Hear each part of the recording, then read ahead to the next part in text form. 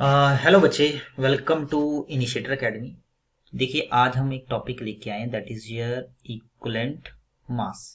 जो आज का हमारा टॉपिक है, it is your equivalent mass, या जिसको हम क्या बोलते हैं, that is your equivalent weight. तो थोड़ा सा इसी टॉपिक्स को हम यहाँ पे समझने की कोशिश करेंगे कि इक्विवेलेंट वेट क्या होता है। तो पहले तो हमें डेफिनेशन से देखना पड़ेगा इक्विवेलेंट वेट क्या है। अगर हम इसको डिफाइन करें तो हम इसको इस तरह से डिफाइन कर सकते हैं, वेट ऑफ, यहाँ पे आ जाएगा वेट ऑफ एनी सब्सटेंस, किसी भी सब्सटेंस का वेट विच कंबाइन विद, किसके साथ कंबाइन करता है, विच कंबाइंस विद, या आपके पास कंबाइंस करेगा, किसके साथ कंबाइन करेगा, कंबाइन विद, यहाँ पे आपके पास आ जाएगा 1 ग्राम ऑफ, यहाँ पे आपके पास आ जाता है hydrogen, that is 1 gram of hydrogen, जो 1 ग्राम ऑफ हाइड्रोजन के साथ कंबाइन करता है। देन आपके पास आ जाएगा 8 ग्राम ऑफ, यहाँ पे आपके पास आ जाएगा ऑक्सीजन, 8 ग्राम ऑफ ऑक्सीजन के साथ कंबाइन करेगा। तो ये आपके पास जो 8 ग्राम ऑफ ऑक्सीजन के साथ कंबाइन कर रहा है। ओके, तो 8 ग्राम ऑफ ऑक्सीजन, एंड आप बोल सकते हैं that is your 35.5 grams weight of, यहाँ पे आपके पास क्या जाएगा, दैट इज क्लोरीन। तो जो इन चीजों के साथ कंबाइन करता है उसी को हम क्या बोलते हैं, उसी को हम बोलते हैं that is your equivalent weight.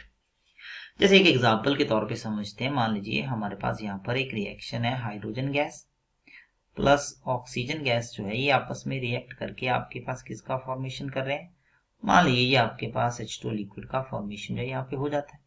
तो यहाँ पे 2 मोल्स ऑफ हाइड्रोजन गैस है, 2 मोल्स ऑफ H2 लिक्विड जो है यहाँ पे आपके पास बन जाएंगे।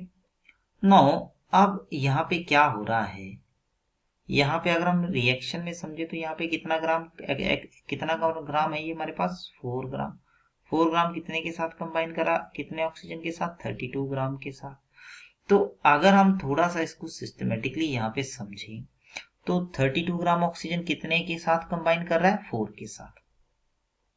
तो आप बोल सकते हैं 32 gram of oxygen combine with कितने के साथ कंबाइन कर रहा है, कंबाइन विद हाइड्रोजन, कितने हाइड्रोजन के साथ कंबाइन कर रहा है, यहाँ पे आप देखिए ये आपके पास कंबाइन कर रहा है, दैट इज योर 4 ग्राम। ठीक है, तो 1 ग्राम के साथ कितना कंबाइन करेगा, 8 ग्राम।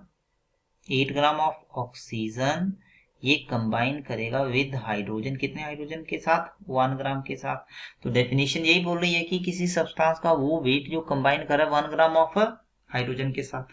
तो इस रिएक्शन में हम क्या लिख सकते हैं यहाँ पे कि जो इक्विवेलेंट वेट या इक्विवेलेंट मास ऑफ, यहाँ पे आपके पास क्या है, हाइड्रोजन है, सॉरी ऑक्सीजन है, ये आपके पास किसके इक्विवेलेंट वेट ऑफ ऑक्सीजन जो है ये आपके पास किसके इक्वल आ जाएगा, दैट इज इक्वल्स टू, यहाँ पे आपके पास क्या बनेगा, दैट इज योर 8 ग्राम। तो ये आपके पास यहाँ से कितना आ जाता है, 8 ग्राम यहाँ से आ जाएगा। तो इक्विवेलेंट वेट ऑफ ऑक्सीजन यहाँ से कितना आ जाएगा, ये आपके पास क्या बनेगा, दैट इज योर 8 ग्राम। पहला पॉइंट तो आपने ये समझ लेना है, फर्स्ट पॉइंट तो आपके पास ये आ जाता है। सेकेंड पॉइंट अगर आप यहाँ से डिस्कस करें, सेकेंड पॉइंट आपके पास क्या है कि equivalent weight is not a constant quantity.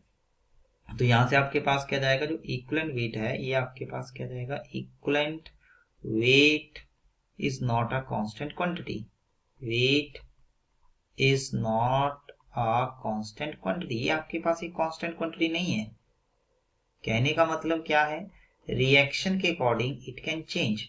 मान लीजिए कोई रिएक्शन है जिसमें हमारे पास इक्विवेलेंट वेट जो है वो सब्सटेंस का अलग अलग हो सकता है। जैसे हमारे पास कोई सब्सटेंस दिया हुआ, लेट अस सपोज दैट हमारे पास एक रिएक्शन हो रहा है, मान लीजिए MnO4 नेगेटिव है, तो इसका इक्विवेलेंट वेट जो है वो एसिडिक मीडियम में अलग हो सकता है, बेसिक मीडियम में यहाँ पे क्या हो सकता है, अलग हो सकता है, और न्यूट्रल मीडियम में भी ये आपके पास क्या हो सकता है, अलग हो सकता है। तो तीनों के तीनों मीडियम में हमारे पास इक्विवेलेंट वेट क्या हो सकता है, इक्विवेलेंट वेट में भी डिफरेंट। तो एसिडिक, बेसिक और न्यूट्रल तीनों मीडियम में क्या हो सकता है, ये अलग अलग हो सकता है। तो इस चीज को हम क्या बोलते हैं, ये आपके पास क्या बनेगा, इक्विवेलेंट वेट।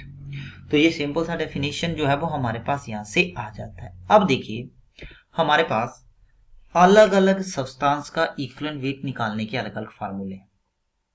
तो पहले हम लेके चलते हैं, क्या हमारे पास यहां से आ जाएगा, पहला केस आ जाएगा that is equivalent weight of N acid और बेस। तो यहाँ पे क्या आएगा, इक्वलेंट वेट ऑफ, यहाँ पे आपके पास आ जाएगा एन एसिड और बेस। ठीक है, तो हमें यहाँ से क्या कैलकुलेट करना है, इक्वलेंट वेट ऑफ एसिड या बेस जो यहाँ पे हमें कैलकुलेट करना है। ठीक है, तो पहले तो आप ये समझिए कि एसिड क्या होता है। अगर हम एसिड की बात करें, एसिड क्या है, ये आपके पास क्या आ जाएगा, any substance which give H positive ion. तो ये कोई भी सब्सटेंस है, एनी सब्सटेंस जो आपके पास क्या देगा, विच गिव्स, यहाँ पे आपके पास क्या देगा, H पॉजिटिव आयन। जो आपके पास जो H पॉजिटिव आयन दे रहा है, तो कोई भी सब्सटेंस जो H पॉजिटिव आयन दे रहा है उसको हम क्या बोलते हैं, that is your acid. Clear है, बहुत ही सिंपल सी बात। For example let us suppose that we have HCl। HCl जो है ये H पॉजिटिव आयन दे रहा है और यहाँ पे आपके पास क्या जाएगा, that is Cl negative ion. इसी तरह H2SO4 देखिए, H2SO4 यहाँ पे क्या है, ये क्या दे रहा है आपके पास, 2 moles of H positive plus यहाँ पे आपके पास आ जाएगा that is your SO4 2 negative. तो ये जो टर्म आती है इसको हम बोलते हैं बेसिसिटी। क्या बोला जाता है इसको, क्या बोला जाता है, बेसिसिटी। तो अगर आपसे कोई पूछे कि व्हाट इज बेसिसिटी, बेसिसिटी यहाँ पे क्या होता है, तो आप बोलोगे बेसिसिटी क्या है, बेसिसिटी यहाँ से क्या बनेगा, तो बेसिसिटी को आप क्या डिफाइन कर सकते हैं, नंबर ऑफ, यहाँ पे आ जाएगा H positive ions, H positive ions given Y, क्या देगा यहाँ पे आपके पास, गिवन Y आपके पास आ जाएगा that is your acid. Okay fine. तो देखिए यहाँ पर आप बोल सकते हैं कि इसका बेसिसिटी कितना है, यहाँ पे आपके पास आ जाएगा 1, और इधर आप देखिएगा यहाँ से बेसिसिटी कितना जाएगा, दैट इज योर 2। तो आगे अगर आप यहाँ पे देखें, इसको आप कैलकुलेट करना चाहें तो यहाँ पे क्या जाएगा, इक्वलेंट वेट ऑफ आपके पास जो है, ये आपके पास एसिड का इक्वलेंट वेट आपके पास क्या आ सकता है, ये आपके पास बनेगा जिसको आप बोल सकते हैं molar mass and divided by, यहाँ पे आपके पास क्या जाएगा, जिसको बोला जाएगा एसिडिटी, और आपके पास यहाँ से क्या जाता है, that is your basicity. Point clear है, तो ये आ जाएगा equivalent weight of N acid और बेस। ठीक है, अब एसिडिटी हो गया, एसिडिटी और बेसिसिटी, तो इसका मतलब बेसिसिटी तो मैंने लिख दिया, इक्वलेंट वेट ऑफ एसिड, और यहाँ पे आपके पास आ जाएगा बेस। तो बेस क्या देता है, बेस कोई भी सब्सटेंस होगा उसकी सिंपल डेफिनेशन क्या है, आपके पास क्या देगा, that will gives OH negative ion. क्या आ जाएगा यहाँ पर, OH नेगेटिव आयन। और बेस की क्या होगी आपके पास, एसिडिटी। तो एसिडिटी क्या है, एसिडिटी क्या है, number of OH negative ions, number of, यहाँ पे आ जाएगा OH negative ions given by base. तो number of OH negative ion which are given by base, उसको हम क्या बोलते हैं, दैट इज योर एसिडिटी। जैसे कैल्शियम हाइड्रोक्साइड यहाँ पर है, कैल्शियम हाइड्रोक्साइड आप देखते हैं कैसे ब्रेक डाउन करता है, कैल्शियम 2 पॉजिटिव और 2 मोल्स ऑफ OH नेगेटिव। इसका मतलब ये बेस है तो इसकी एसिडिटी कितनी हो जाएगी, यहाँ पे आपके पास 2। तो इस तरह से आप देखिए, अगर इसका हमें इक्वलेंट वेट निकालना है, इक्वलेंट वेट कितना हो जाएगा, मोलर मास डिवाइडेड बाय 1, और सेकेंड वाले का इक्वलेंट वेट कितना हो जाएगा, that is molar mass divided by यहाँ से क्या जाएगा, दैट इज 2। तो इस तरह से हम इक्वलेंट वेट ऑफ एसिड और बेस जो है यहाँ पे फाइंड कर सकते हैं। तो पहला पोर्शन तो यहाँ से क्लियर हो गया, जिसकी हम बात करें इक्वलेंट वेट ऑफ एसिड और बेस। नो सेकेंड जो टाइप हमारे पास यहाँ पे आती है, इसको अगर हम देखें तो ये हमारे पास बनेगा दैट इज, जिसको आप बोल सकते हैं इक्वलेंट वेट ऑफ सॉल्ट। तो अब हमारे पास नेक्स्ट पॉइंट क्या जाएगा, दैट इज इक्वलेंट, यहाँ पे आपके पास आ जाएगा दैट इज वेट ऑफ, ये आपके पास क्या जाएगा, जिसको आप बोलते हैं दैट इज योर सॉल्ट। तो इक्वलेंट वेट ऑफ सॉल्ट। ठीक है, देखिए इस पॉइंट को। अब सॉल्ट की अगर हम बात करें, इक्वलेंट वेट ऑफ सॉल्ट अगर हम देखें तो सॉल्ट क्या कंटेन करता है, सॉल्ट में हमारे पास होते हैं केटाइन, और यहां से आपके पास बनेगा एनाइन। तो केटाइन एंड एनाइन यहाँ पे आपके पास है। ठीक है, अब देखिए मान लो मेरे पास यहाँ पर इस तरह से दिया हुआ है Na2, यहाँ पे आपके पास आ जाएगा SO4। ये देखिए किस तरह से ब्रेक डाउन करता है, 2 moles of Na positive plus यहाँ से आ जाएगा दैट इज SO4 2 नेगेटिव। तो इसके ऊपर कितना चार्ज है, यहाँ से आपके पास आ जाएगा +2, इसके ऊपर नेट चार्ज कितना है, -2।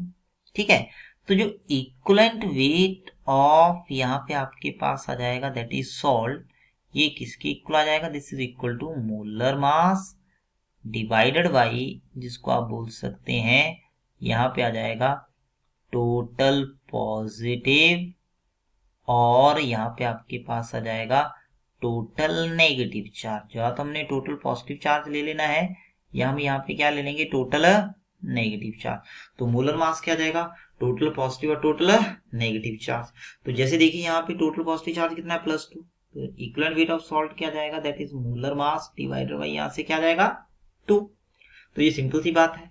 मान लीजिए एक हम डबल सॉल्ट लेते हैं, जैसे आएगा पोटाशियम सल्फेट, यहाँ पर हमारे पास यहाँ पर आ जाता है एल्युमिनियम सल्फेट, साथ में लगा मोर सॉल्ट बोलते हैं, और यहाँ पे लगा हुआ है 24 मोल्स ऑफ H2।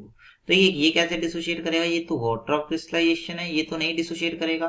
तो ये डिसोशिएट करेगा 2 moles of potassium positive plus SO4 2 negative plus 2 moles of aluminium 3 positive plus आ जाएगा 3 मोल्स ऑफ SO4 2 नेगेटिव। तो यहाँ पे देखिए टोटल पॉजिटिव चार्ज कितना जाएगा, यहाँ से +2 है, यहाँ पे कितना जाएगा +6 है, यहाँ पे कितना है -2 है, यहाँ पे कितना है -6 है। तो टोटल पॉजिटिव चार्ज कितना हो गया, टोटल पॉजिटिव चार्ज कितना हो गया, +2 +6 हो गया 8, माइनस भी इतना होगा। तो इक्विवेलेंट वेट यहाँ पे किसके इक्वल आ जाएगा, that is equal to molar mass divided by 8। तो ये हमारे पास पहला लेक्चर है जो इक्विवेलेंट वेट के रिगार्डिंग है। इसके बाद हम सेकंड लेक्चर के ऊपर भी आएंगे। तो kindly like and subscribe my channel. Thank you.